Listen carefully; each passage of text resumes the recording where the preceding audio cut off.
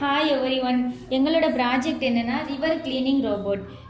இது வந்து சின்ன சின்ன ஏரி குளம் அதுக்கு மேற்பரப்பில் இருக்கிற குப்பைகளை வந்து க்ளீன் பண்ணுறது தான் இதனுடைய நோக்கம்.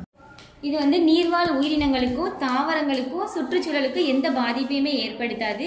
இதனுடைய முக்கிய அம்சம் என்னென்னா இதனுடைய முன்பகுதியில் 2 டாங்ஸ் இருக்குது. இது வந்து குப்பைகளை வந்து சேகரித்து உள்ள தள்ளுறதுக்கு பயன்படுது. இதனுடைய உட்பகுதியில் வந்து 12 வால்ட்டுடைய 2 ஹீட் ப்ரூஃப் ரீசார்ஜபிள் பேட்டரி இருக்குது. இது வந்து 1.5 மணி நேரம் செயல்படும்.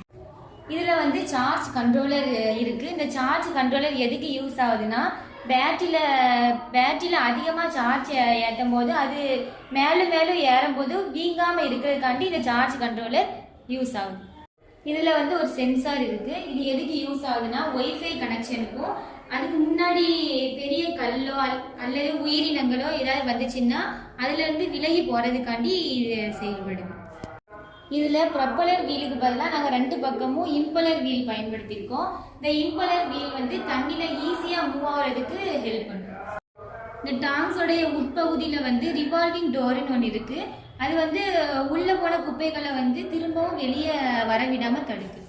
Sensor, charge controller, battery, backup battery இது எல்லாமே இருக்கிற கம்பார்ட்மெண்ட்டை வந்து வாட்டர் ப்ரூஃப் இருக்கிற மாதிரி டிசைன் பண்ணியிருக்கோம்.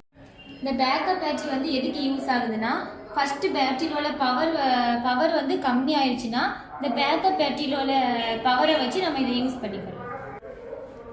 இந்த ரிவால்விங் டோருக்கு பின்னாடி தான் ஒரு கண்டெய்னர் இருக்குது. அந்த கண்டெய்னரில் தான் எல்லா குப்பைகளுமே சேமிச்சு வைக்கணும்.